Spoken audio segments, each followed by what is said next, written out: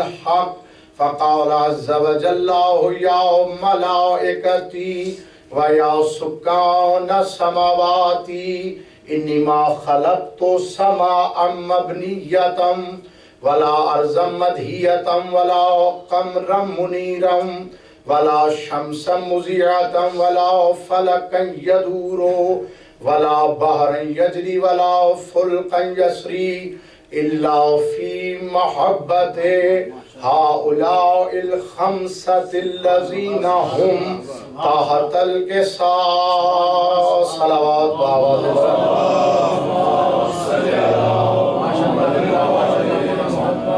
حضرات محترم سامعین گرامی قدر، میں نے حدیث قصاص سے فرمان خداوند ذوالجلال، فرمان عز و جل آپ کی خدمت میں پیش کیا ہے۔ اور آج یہ بھی آپ کو بتا دوں، سلسلہ مجالس کی پہلی مجلس اول اس خاتون اول کے نام سے میں شروع کرنے لگا ہوں کہ جو پنجتن کے انوار مقدسہ میں مرکز کی حیثیت رکھتی ہے۔ اور میں پہلی ہی اس گفتگو میں پہلا جملہ جو کہنے جا رہا ہوں، ہو سکتا ہے بہت سارے ظرف گھبراہٹ کا بھی شکار ہو جائیں، لیکن چونکہ میری ہر مجلس شیعہ کے لیے تو ہوتی نہیں ہے، میری مجلس ہوتی ہے صاحبان عرفان کے لیے۔ اور مجھے یہ فرق نہیں پڑتا کہ بندے 5 آئے ہوں یا 10 آئے ہوں، میری مجلس کا معیار وہی ہوتا ہے، چاہے سامنے ایک بندہ بیٹھا ہو، میں یہ دیکھتا ہوں سامنے آل محمد ہیں اور مجھے اپنا حق پہنچانا ہے۔ اگر آپ کی طبیعتیں تیار ہیں تو میں جملہ کہوں۔ میں نے کہا کہ پنجتن کے انوار مقدسہ کا مرکز بی بی، جس کے فضائل مجھے آج پڑھنا ہے، اور یہ وہ بی بی ہے کہ جس کے سمندر کے نور سے ایک قطرے کا نام حسین ہے۔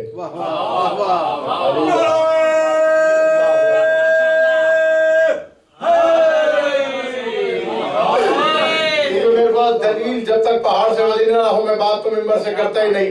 جب آپ قرآن پڑھتے ہو تو قرآن میں علی اور فاطمہ کو اللہ نے سمندر کہا اور حسین کو مرجان کہا، حسن کو موتی کہا۔ مرج البحرین یلتقیان بینہما برزخ لا یبغیان یخرج منہما اللؤلؤ والمرجان۔ اللہ اکبر۔ دیکھو سمجھنے کی کوشش کیا کریں، ماں ہوتی ہے نا، ماں۔ کبھی آپ نے یہ بات پہ غور کیا ہے، جب بھی کسی کے ہاں بیٹی ہوتی ہے تو لوگ کہتے ہیں کہ رحمت آ گئی، جب بیٹا ہوتا ہے تو کہتے ہیں نعمت آ گئی۔ اس لیے کہ جب گھر میں بیٹی آتی ہے وہ رحمت ہے، بیٹی کے آنے کے ساتھ ہی دنیا کی عمر بڑھ جاتی، دنیا کی عمر بڑھ جاتی ہے۔ جو شے کسی کو دی جائے اور کوئی شے اگر بڑھ جائے اسے رحمت کہتے ہیں، اور بیٹا نعمت ہے۔ بیٹا تمہیں دیا جاتا ہے، جب بیٹا دنیا میں آتا ہے تو وہ صرف ایک قطرہ ہے، جبکہ بیٹی اپنے آپ میں ایک سمندر ہوتی ہے۔ آپ ان سے سوال کریں سمندر کیوں ہوتی ہے؟ اس لیے کہ عورت بنتی ہے ماں اور بچہ ہوتا ہے ماں کے درج میں۔ بچہ آتا ہی عورت میں اس لیے ہے کہ بچے کے اندر، ماں کے اندر جب بچہ پلتا ہے تو اس میں ہر شے جہاں سے ڈالی جا رہی ہوتی ہے وہ ماں ہی تو ہوتی ہے۔ کون ہوتی ہے؟ ماں ہوتی ہے۔ کبھی کبھی اس طرح کی گفتگو سنا کریں، یہ بہت ضروری ہے آج کل کے اس دور میں۔ میں نے کیا کہا ہے کہ شہزادی کونین سمندر ہیں، حسین اس کے نور کا ایک قطرہ۔ اور یہ میں تو نہیں کہہ رہا، میرے مولا نے خود فرمایا جدتنا فاطمہ الزہراء حجت اللہ علینا، ہم کائنات پہ اللہ کی حجت ہیں مگر ہماری جدہ ہم پر اللہ کی حجت ہے۔ ہم پر کون ہے؟ اللہ کی حجت۔ اچھا، کائنات عالم میں سب سے پہلے امیر کائنات نے خلق کیا عشق کو۔ ہاں، کس کو خلق کیا؟ عشق کو۔ اب میں کیا کروں، ایک ایک آیت کے اندر اسرار کے سمندر چھپے ہیں، مجھے پھر یہ سمجھ نہیں آتا کہ میں ادھر جاؤں یا ادھر جاؤں، اور بعض دفعہ خاموشی دیکھ کے جو اندر تہلکا ہوتا ہے وہ بھی ختم ہو جاتا ہے۔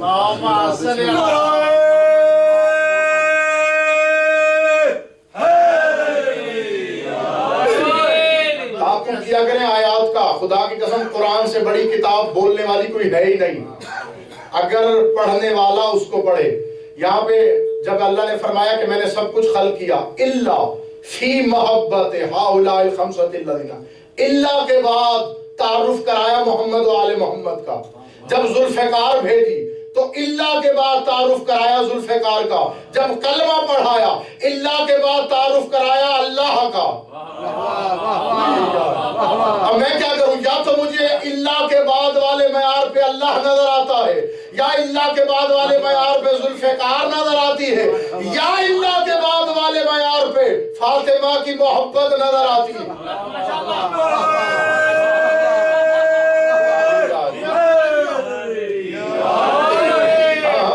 دیکھو اللہ ان سے محبت کرتا ہے، اور محبت کرنے کی دلیل کیا ہے؟ وہ کہتا ہے میں نے یہ آسمان بنایا، میں نے یہ زمین بنائی، میں نے یہ سمندر جاری کیے، میں نے یہ قمر منیرہ لگایا، میں نے یہ شمس مضیہ چمکنے والا سورج لگایا، میں نے اس میں کشتیاں چلا دی۔ کس کے لیے؟ ان کی محبت کی خاطر، ان کی محبت کی خاطر۔ ایسے بھی نہیں سمجھیں گے آپ۔ کسی دن آئیے امام بارگاہ میں دوپہر کے وقت مجلس سے پہلے آپ دیکھیں گے جابر بھائی، عرفان بھائی اور دوسرے جتنے بھی ہیں معززین میرے دوست، وہ بارگاہ کو سجانے میں لگے ہوتے ہیں۔ کوئی ممبر تیار کر رہا ہے، کوئی علم پاک کا پھریرا لگا رہا ہے، کوئی فرش علا بچھا رہا ہے، کوئی لائٹیں درست کر رہا ہے۔ تو میں نے ان میں سے ایک کا کاندھا ہلا کے پوچھا بھائی یہ سب اہتمام کس لیے کر رہے ہو؟ انہوں نے مجھے جواب دے کے کہا محبت محمد و آل محمد میں کر رہے ہیں۔ محبت میں کس کی؟ محمد و آل محمد کی۔ تو پھر میں پہچان گیا یہ آل محمد کا شیعہ ہے، یہ آل محمد کا ماننے والا ہے، یہ آل محمد کا محب ہے۔ اسی طرح جب کوئی غیر دیکھتا ہے، فرشادہ بچھی ہوئی ہے، بلب لگے ہوئے ہیں، علم لگا ہوا ہے، تو لوگ دور سے پہچان جاتے ہیں کہ یہ کوئی شیعہ ہے جس نے یہ سب کچھ لگایا ہے۔ تو یہ ہمارا کام نہیں، یہ ایسی بزم سجانا اللہ کی سنت ہے۔ حدیث قصہ میں اللہ ہی تو اعلان کر رہا ہے میں نے یہ چاند لگایا، میں نے یہ سورج لگایا، میں نے یہ زمین بچھائی، میں نے یہ آسمان کا شامیانہ لگایا۔ نعرہ تکبیر،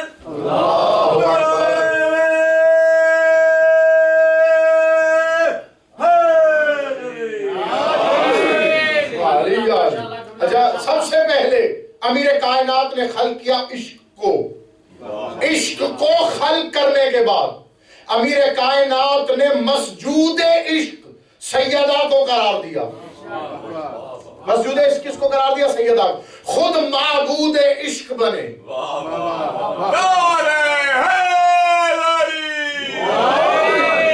لائی قسم اگر سر اٹھا کے نہیں پڑھو گے میرے گھر کی مجلس میں یہیں سے چھوڑ کے یہاں بیٹھ جاؤں گا، ہاں اگر اس طرح سننا ہے تو، کیونکہ یہ وہ باتیں ہیں جو کافی عرصے سے سینے میں ہیں اور اب یہ ضرورت ہے تو میں بیان کر رہا ہوں، اور میں اپنی مرضی سے بیان نہیں کرتا، ان کا حکم ہوتا ہے تو میں بیان کرتا ہوں۔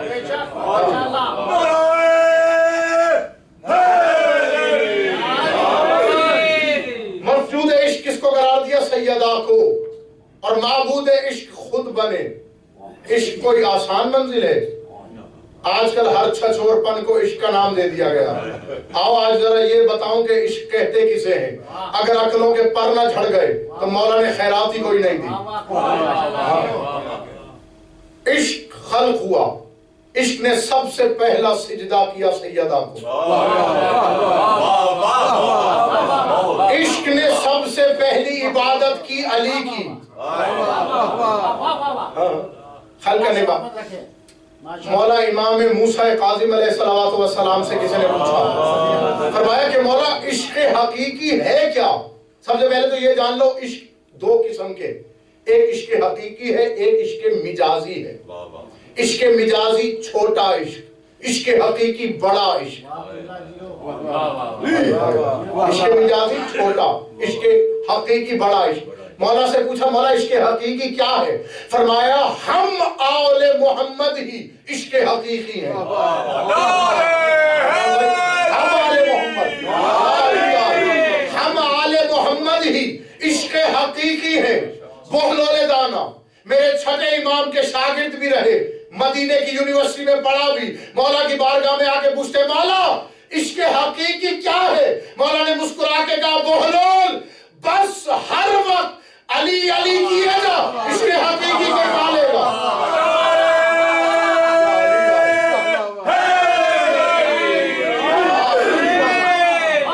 ہر وقت اٹھتے بیٹھتے جاگتے سوتے ہر کام کرتے ہوئے بس علی علی کی مالا جب عشق حقیقی کو پالے گا۔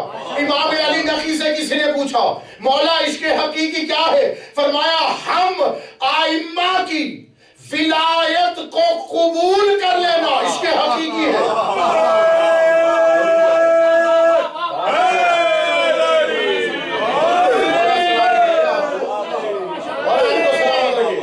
پھر مولا نے فرمایا کیونکہ آپ کی امانت ہے آپ کے سپرد کر رہا ہوں، بہت کم ہوتے ہیں جو علی کی ولا کا ذکر سن کے مسکرائیں۔ مولا کا فرمان ہے جب ہماری ولا کا تذکرہ سن کر چہرے پہ مسکراہٹ آیا کرے ماں تو سجدہ کیا کرو، کیوں؟ اس نے تمہارے باپ سے خیانت نہیں کی۔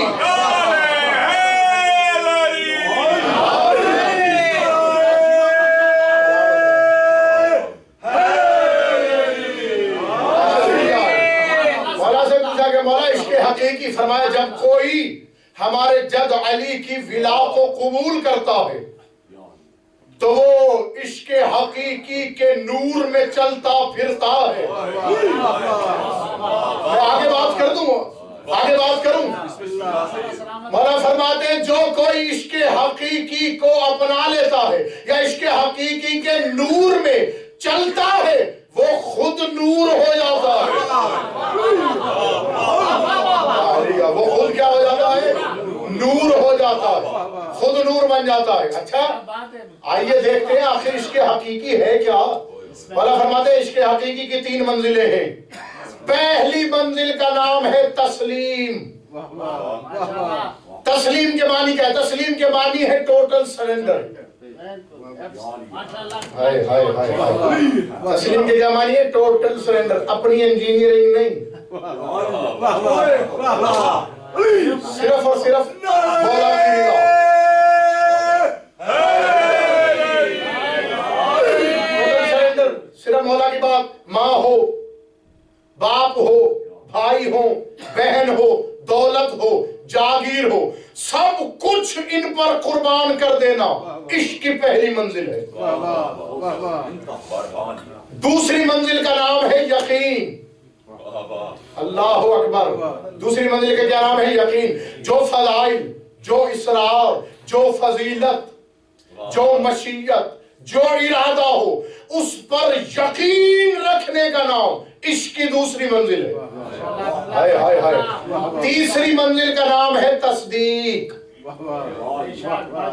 اچھا میں یوں کہوں تو پھر آسان سمجھ آئے کہ یہ عشق کی 3 شاخیں ہیں، تسلیم، یقین، تصدیق۔ تصدیق کہتے ہیں ہر جب ائمہ علیہ السلام کے اسرار ہوں، فضائل ہوں، ان کی حدیث ہو، ان کے ماننے والوں کے اسرار ہوں، کچھ بھی ہو، اس کی سچے اور پاکیزہ دل کے ساتھ تحقیق کے ساتھ مان لینے کو تصدیق کہتے ہیں۔ آل محمد کی ہر فضیلت کو، ہر بات کو، ہر اسرار کو منوعاً تسلیم کر لینا اور اس میں شک نہیں کرنا، اس لیے کہ عشق میں شک کفر ہے۔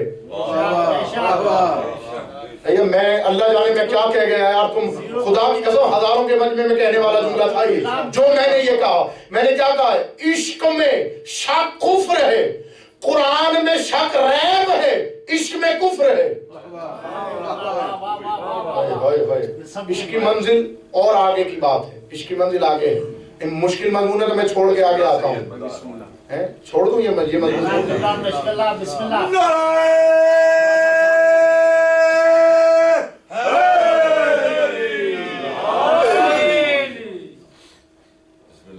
اچھا یہ تو 3 باتیں ہیں عشق کا ہدیہ دے رہے ماشاءاللہ۔ اچھا یہ بھی دیکھیں کہ جو کوئی تم میں سے یہ چاہے کہ ہم عشق حقیقی کے پاس جانا چاہتے ہیں، قرب میں، ابھی داخل شہر عشق نہیں ہوئے، ابھی صرف قرب میں، اور قرب کیا ہوتا ہے؟ وہ پردہ بھی میرے قرب میں ہے، یہ بھائی بھی میرے قرب میں ہے، یہ سپیکر بھی میرے قرب میں ہے۔ اگر آپ عشق حقیقی کے قرب میں آنا چاہتے ہیں تو کچھ باتیں ہیں، اگر گریبان میں جھانکیں گے دیکھیں گے، اگر ہم میں وہ باتیں ہیں تو ہم عشق حقیقی کے قرب میں ہیں، اگر نہیں تو قرب میں بھی نہیں۔ عشق حقیقی کو اس کے قریب جانے کے لیے پہلی شرط ہے کہ بندہ صرف اور صرف محمد و آل محمد کی اطاعت کرے، صرف اور صرف محمد و آل محمد کی اتباع کرے، صرف اور صرف محمد و آل محمد کی تقلید کرے۔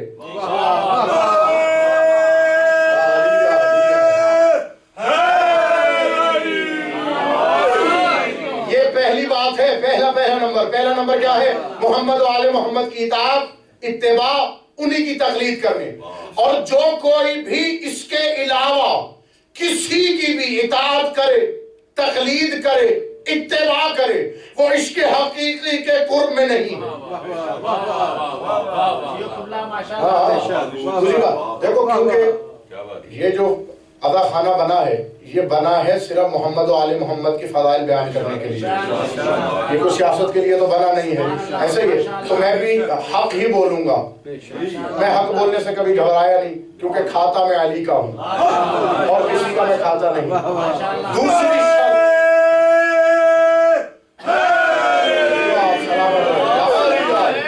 دوسری شرط ہے سید، جو بھی عشق حقیقی کا قرب چاہتا ہے وہ علی کو ہی معبود مانے گا۔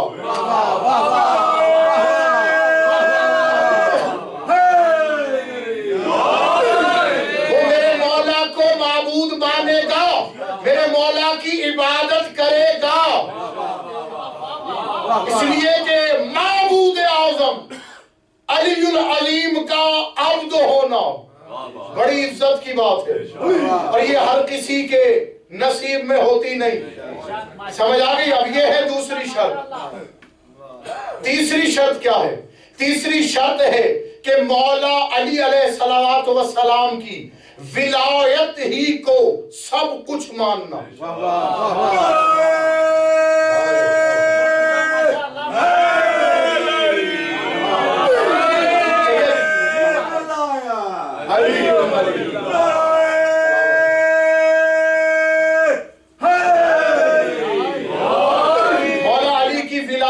سب کچھ ماننا، مولا کو ہی حاکم مطلق ماننا، دنیاوی حکومتوں، دنیاوی سیاستوں، دنیاوی اقتدار والوں پر لعنت بھیجنا، ان سے بیزاری رکھنا، یہ عشق کی تیسری شرط ہے۔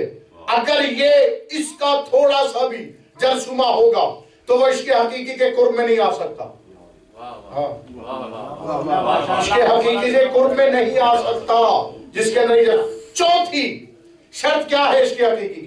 چوتھی شرط عشق حقیقی کی ہے کہ دشمنوں نے محمد و آل محمد پر لعنت بھیجنا۔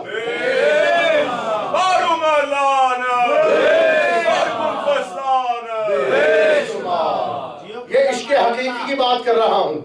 ہم سے اکثر کہا جاتا ہے بھائی نام لے کر لعنت نہ بھیجیں، یہ اتحاد بین المسلمین والوں کے لیے ہے، عشق والوں کے لیے ہے، اعلانیہ بھیجو۔ اب جو کوئی چاہتا ہے کہ سچا عاشق بنے وہ کھلے عام بھیجے، اس لیے کہ میں نے تو مولا حسین کے ذریعے اقدس کے قرب میں شہزادے کی زری پہ لکھا ہوا دیکھا ہے، سلام ہو اس پر جو علی کے دشمنوں پہ کھلے عام لعنت بھیجتا۔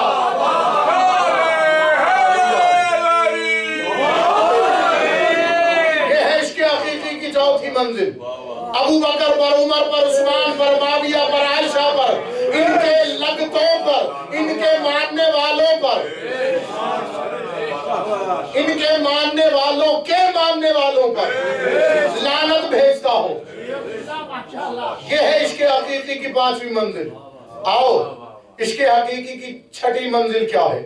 عشق حقیقی کی چھٹی منزل، چلو اس سے پہلے کہ میں یہ منزلیں بیان کروں ایک اور بات بتاتا چلوں۔ پہلی بات تو یہ ہے کہ یہ جو عشق مجازی ہے، عشق مجازی، خدا کی قسم، عظمت ممبر کی قسم، بعض دفعہ کچھ باتیں ایسی ہوتی ہیں جو کرنی پڑتی ہیں ممبر سے، وہ شایان شان ممبر نہیں ہے، لیکن وہ آپ کو سمجھانے کے لیے ضروری ہے۔ میں نے ابھی پہلا جملہ کہا تھا، ہر چھچور پن کو عشق مجازی کا نام دے دیا گیا۔ اور فرماتے ہیں عشق مجازی ہوتا ہی وہ ہے جو عشق حقیقی کی طرف لے جائے۔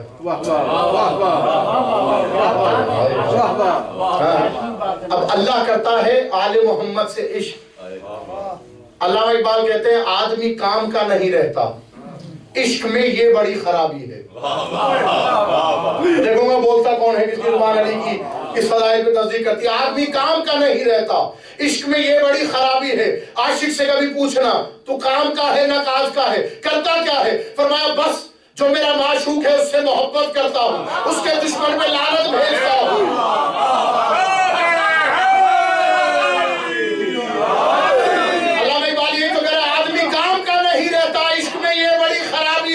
لن ترانی بھی دور سوزی ہے، ذرے ذرے میں بے حجابی ہے، پوچھتے کیا ہو مذہب اقبال، یہ گناہگار بو ترابی ہے، یہ گناہگار بو ترابی۔ اب جو بھی سچا عاشق ہوگا یا تو وہ معشوق کا نام لے گا یا اس کے دشمنوں سے بیدار ہوگا۔ میں جب اللہ کو دیکھتا ہوں، اللہ کام کیا کرتا ہے؟ دو ہی کام نظر آتے ہیں، یا ان پہ درود بھیجتا ہے یا ان کے دشمنوں پہ لعنت بھیجتا ہے۔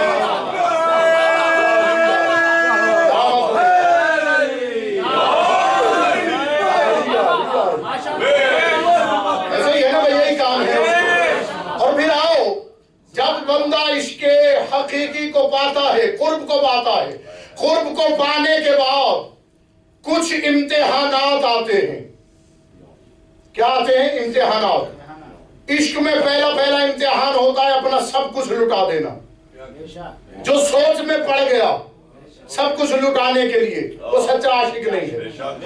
اس لیے کہ جو عشق حقیقی ہے وہ مومن کے قلب پر اس کی عطا ہے، اور عطا میں خطا نہیں ہوتی۔ عطا میں خطا نہیں ہوتی۔ جہاں عطا میں خطا آ جائے وہاں بھی سب کچھ برباد ہو جاتا، وہاں پھر کچھ نہیں رہتا۔ کیا ہے عشق کی منزل؟ سب کچھ لٹا دینا۔ دوسری منزل آتی ہے عشق کو قیدوں میں ڈالا جاتا ہے۔ تیسری منزل عشق کو سولی پہ لٹکایا جاتا ہے۔ پھر منزل آتی ہے عشق کی کھال کھچوا دی جاتی ہے۔ ایک اور منزل آتی ہے عشق کو جلا کے ہوا میں راکھ کر کے اڑا دیا جاتا ہے۔ اب جب یہ منزل آتی ہے، اب عاشق شہر عشق میں داخل ہوتا ہے۔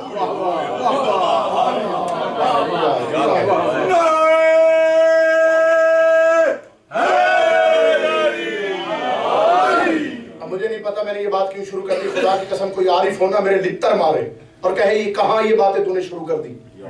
خدا کی قسم سچ میں کہ آپ سے کہہ رہا ہوں، وہ مجھے ممبر سے کھینچ کے لے جائے کہ یہ عرفان کی یہ باتیں اور یہاں پہ شروع کر دیں۔ خدا کی قسم ایسے نہیں سنا کرو۔ جب میں پڑھ رہا ہوتا ہوں تو پھر میں اپنے سچے دل کے ساتھ اور لگاؤ کے ساتھ پڑھ رہا ہوتا ہوں۔ ہاں تو ایسے ہی میرے سے بات رضا دیا کرو، کیونکہ میں ایسے نہیں کہتا کیونکہ مجھے چہرے نظر آ جاتے ہیں۔ یا تو سمجھ نہیں رہے، یا نیند غالب ہے، یا دنیاوی باتیں سوچ کے بیٹھے ہیں۔ آل محمد کے ذکر میں دنیاوی بات سوچنا، وہاں پھر عبادت ختم ہو جاتی ہے۔ یہ نماز نہیں ہے جہاں ہر خیال آ جائے۔ ہاں یہ علی کا ذکر ہے، یہاں پہ خیالوں کو اجازت نہیں ہوتی، اور جو اپنے دلوں میں خیال رکھتا ہے وہ پھر سچا عاشق نہیں ہے، وہ پھر سچا ذاکر یا ذکر سننے والا نہیں ہے۔ میں آگے بات کرتا ہوں۔ پھر عشق کا دائرہ شہر کا شروع ہوتا ہے۔ جب عاشق شہر میں داخل ہوتا تو وہ دیکھتا ہے، پہلی نظر پڑتی ہے شاہ شمس پر۔ شہر عشق میں داخل ہوا نا، مرکز میں داخل ہو گیا، سب کچھ لٹانے کے بعد نظر پڑتی ہے شاہ شمس پر۔ تھوڑا اور آیا، گلی میں شہباز قلندر نظر آیا۔ گلی میں شہباز قلندر نظر، اور آگے گیا تو خانہ عشق کے قرب میں کہیں ابو ذر نظر آئے، کہیں کمبر نظر آئے، کہیں مقداد نظر آئے، کہیں میسم نظر آئے۔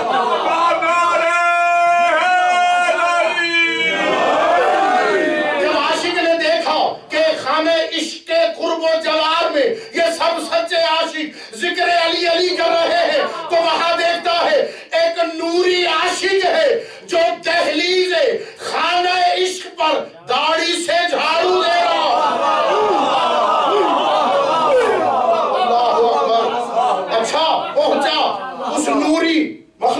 دیکھا خانہ عشق کی دہلیز پر براجمان ہے. بعد میں عاشق کو پتہ چلتا ہے ایک عاشق گھر کے اندر بھی ہے. ایک عاشق اندر بھی ہے خانے کے. اور پھر میں نے کہا تھا نا تمہیں مسجود عشق اور معبود عشق سب سے پہلے جو اندر ہے شہزادی فضہ سلام اللہ علیہ، وہ جو شہزادی اندر ہے سب سے پہلے وہ مسجود عشق کو سجدہ کرتی ہے. میں نے جملہ کہنا تو میں کہہ گیا، میں نے کہا سب سے پہلے بھائی میرے جو سیدہ کو مسجود عشق بنائے وہ فضہ.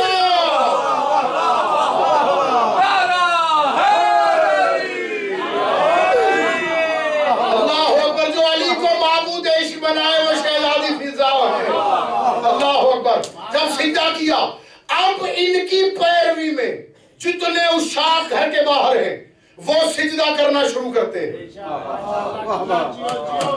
اللہ وہ سجدہ کرنا شروع کرتے ہیں. یعنی پہلا سجدہ جناب فضہ نے کیا ان کی پیروی میں، دوسرے عشاق سجدہ کرتے جاتے ہیں. اسی طرح سے جو سچا عاشق ہو اسے گلی میں جگہ بے شک نہ ملے،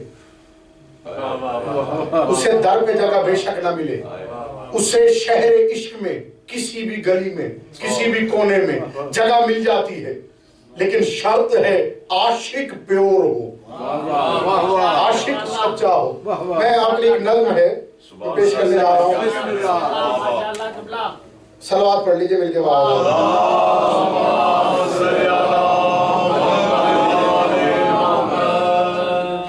اور دیکھو نظم ہے چھوٹی سی ہے لیکن آپ کی خدمت میں پیش کر رہا ہوں. میں نے کہا نا خلاق عشق اور مسجود عشق، تو سنیے گا. میرے دوست ہیں غلام علی، یہ ان کی لکھی ہوئی ہے، تو ان کے لیے بھی دعا کروں گا کہ مولا ان کی ساری مشکلات کو دور کرے اور ان کی معرفت میں اور اضافہ کرے تاکہ ہم جیسے اس سے کچھ حاصل کر سکیں. کہتے ہیں خلاق عشق ہیں علی، خلاق عشق ہیں علی، بطول مسجود عشق ہیں. خلاق عشق ہیں علی، بطول مسجود عشق. آج میں راز کھولنے لگا ہوں کہ کون آئمہ میں کون کیا ہے.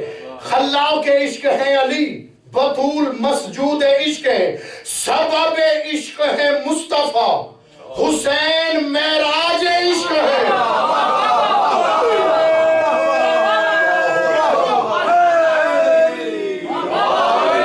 سبب عشق ہے مصطفیٰ، حسین معراج عشق ہے، اور بادشاہ عشق ہے حسن، زینب مبلغ عشق ہے. زینب مبلغ عشق ہے، اور زینت عشق ہے سجاد، عباس سردار عشق ہے. عباس سردار عشق ہے، اور عالم عشق ہے باقر، جعفر مربی عشق ہے. اللہ اکبر. اور امیر عشق ہے قاسم، رضا سلطان عشق ہے.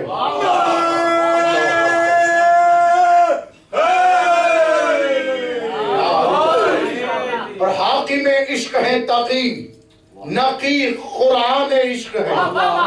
نقی قرآن عشق ہے.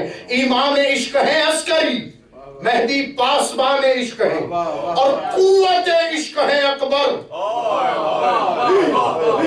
قوت عشق ہے اکبر، قاسم حسن عشق ہے.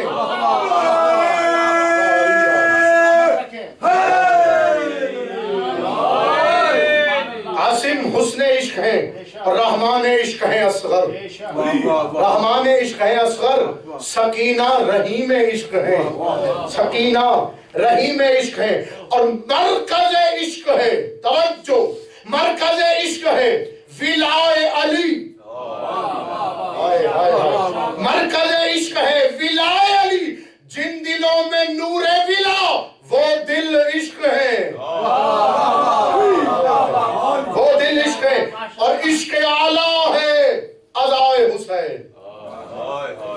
یہ میں نے عشق کی ایک شرط بچا کے رکھی تھی کہ جب مصائب آئیں گے تو میں انشاءاللہ پڑھوں گا. عشق اعلیٰ ہے ادائے حسین، بخدا سب ماتمی پہچان عشق ہے، اور کثرت عشق ہے ابتدا، وحدت ہے منزل۔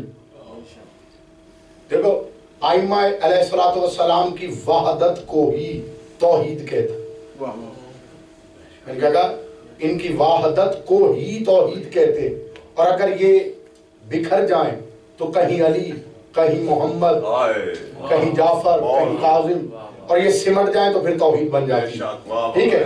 کثرت عشق ہے ابتدا، وحدت ہے منزل، توحید معصوم کے سب راز عشق ہیں، اور ذکر سجدہ و قرآن عشق ہیں، عرش و فرش کے اسرار عشق ہیں، لوح و قلم و علم و عرفاں عشق ہیں، مکان و لامکان کے علوم عشق ہیں، معرفت ریاضت و عبادت عشق ہیں، محدود و لامحدود کے حقائق عشق ہیں، آسمان و زمین، دریا و صحرا عشق ہے، نورانی آفتاب و مہتاب عشق ہے، تسلیم و یقین عشق ہے، کل ایمان کے محب مومنین ماتمی عزادار عشق ہے، اور حیدر کرار کے سلامت اور حیدر کرار کے سب ہی غلام عشق ہے۔ یہ جو میرے بھائی نے تقریر کے بعد آخری جملے ختم ہو گئے، یہ جو نظم لکھی تھی اس میں ایک شعر کا اضافہ میرا ہے، کیونکہ وہاں مجھے ایک کمی نظر آئی، وہاں میں نے ڈال دیا، اور وہ میں آپ کو بتاؤں جناب فضا کا ذکر نہیں تھا اس نظم میں، لیکن میں نے ڈالا ہے۔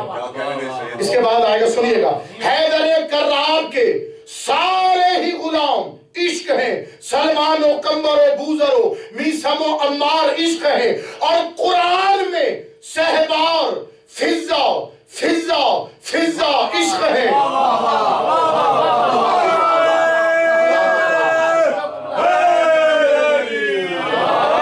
شہزادی کا نام 3 مرتبہ آیا نا، یہی کہا قرآن میں سہبار فضا فضا فضا عشق ہے، اور در بطول سے جو بٹی خیرات وہ سب عشق ہے، اور کربلا میں شہید تمام شہدائے رہنما عشق ہیں، خاک شفا کے سب ذرات عشق ہیں، جمادات و نباتات و حیوانات تخلیق عشق ہیں، جنات و حضرت انسان مخلوق عشق ہیں، اور بندہ عشق ہے حقیقی یہ غلام علی، بندہ عشق حقیقی ہے یہ غلام علی، اس نے جو کیے تبرع و تولا سبھی عشق ہیں۔ صلوات پڑھ لیجئے مل کے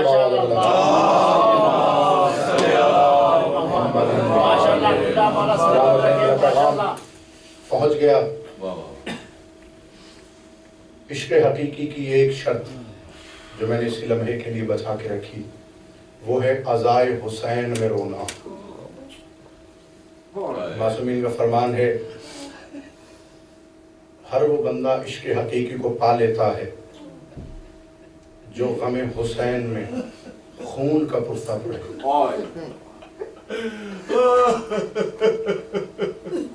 اور جس شہزادی عالم کا ذکر آپ یہاں سننے آئے ہیں، آپ جس شہزادی عالم کے غم میں شریک ہونے کے لیے آئے ہیں، وہ شہزادی عالم اول شہیدہ ہے جو ولائے علی کے لیے شہید ہوئی۔ اللہ اکبر۔ میری دعا ہے کہ جو مومنین و ماتمی یہاں تشریف لائے ہیں، شہزادی کونین ان کے آنسوؤں کو وہ درجہ عطا فرمائیں کہ اس کے رومال میں جگہ ملے۔ عزادارو، کربلا کے اندر جتنے بھی شہید گزرے ہیں، سب اپنے اپنے عشق میں کامل تھے، سب نے ایک نئی داستان رقم کی ہے، مگر ثانی علی شہزادی کونین اپنے ہاتھوں سے جس کے کرتے سی کر گئی، زینب ام کلثوم نے جس کے لیے یا جس کے سہارے پر مدینہ چھوڑا، سکینہ جس کی آواز کے پہرے میں سونے کی عادی تھی، رونے والوں، وہ جو کربلا کا سلطان، وہ جو کربلا کے لشکر کا علمدار، وہ جو ثانی علی، وہ جو اصل زینب کی چادر، خدا کی قسم میں جب مقتل میں کتابیں پڑھتا ہوں، جو شہید بھی گیا ہے ہر بیوی نے اس کا نام لے کے پرسہ پڑھا، ہر بیوی نے اس کا نام لیا۔ جب اکبر گئے تو خیموں میں یہ آواز تھی، واہ اکبرا، واہ محمدہ، واہ علیہ۔ جب قاسم گئے ہیں تو انہی خیموں میں شور تھا، واہ حسنہ، واہ قاسمہ۔ رونے والوں لیکن واحد عباس ہیں، جب خیمے سے جانے لگے ہیں 63 بیویوں نے گھیر لیا، جیسے حاجی کعبے کو گھیر لیتے ہیں، اور ایک مرتبہ 63 بیویوں نے یک آواز ہو کے کہا، واہ حجابا، درکم اللہ، واہ حجابا۔ رونے والوں چلے عباس، آئے حسین کے خیمے میں۔ جب خیمہ حسین میں آئے ہیں تو ایک مرتبہ میرے آقا حسین نے نظر کی، بابا کی جوانی نظر آئی۔ رونے والوں جوانی کا نظر آیا، لیکن عباس کی آنکھوں میں آنسو نظر آئے۔ حسین نے سینے سے لگا کے کہا، عباس میرے شیر روتا کیوں ہے؟ کہا آقا مجھے بھی جانے کی اجازت دیجیے۔ رونے والوں حسین نے ایک جملہ کہا، تاریخ نے لکھا، حسین کہتے ہیں عباس تو میرا لشکر کا علمدار ہے۔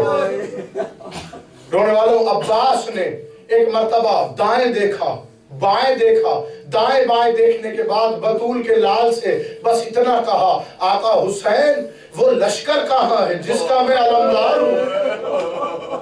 حضرکم اللہ۔ رونے والوں حسین کہتے ہیں عباس اگر جانے پر کمر باندھ ہی لی ہے تو عباس پھر جاؤ زینب سے اجازت لو۔ رونے والوں عباس آئے شہزادی زینب کے خیمے میں۔ میرے مولا عباس نے کہا بی بی مجھے اجازت دیجئے۔ کہا عباس میں تیرے آسرے پر مدینے سے یہاں آئی۔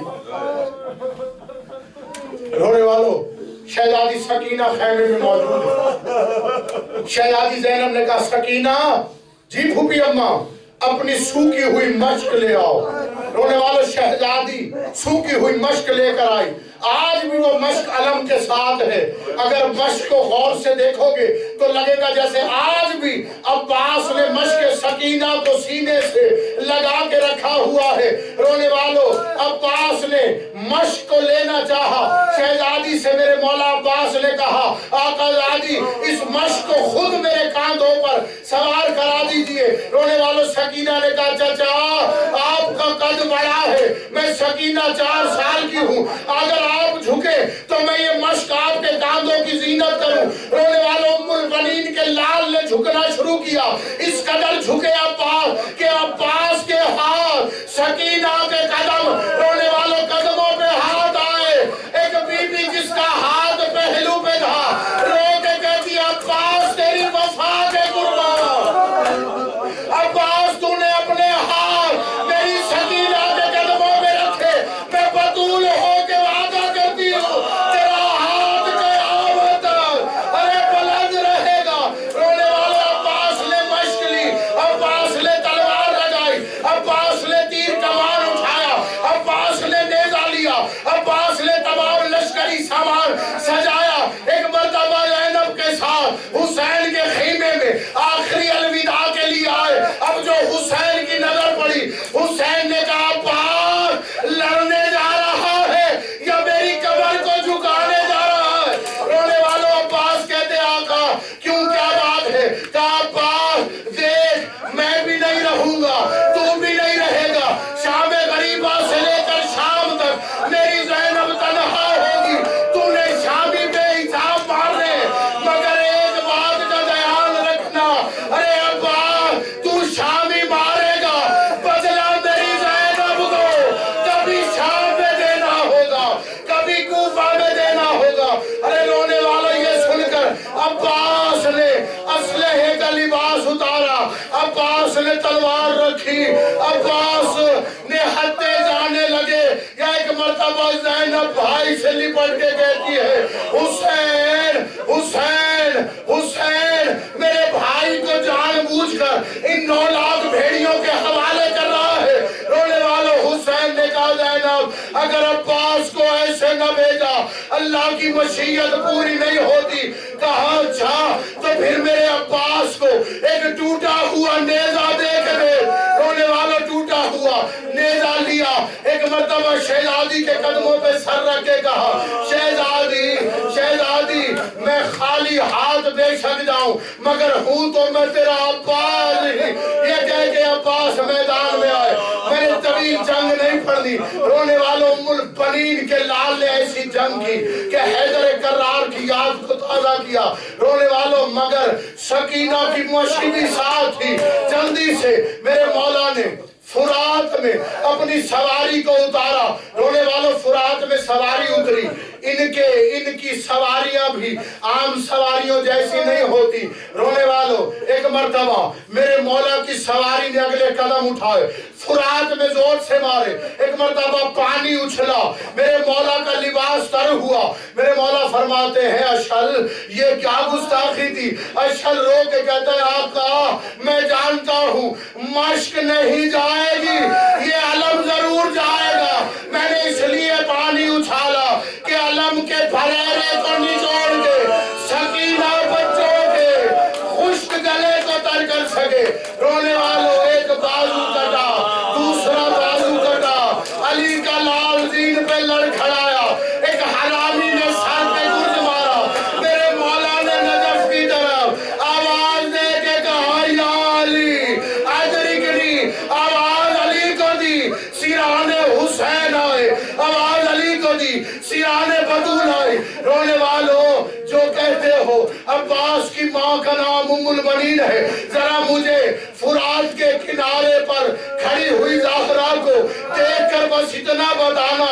اب بتاؤ کہ عباس کی ماں فاطمہ ہے یا ام البنین ہے. ام البنین وطن میں ہے.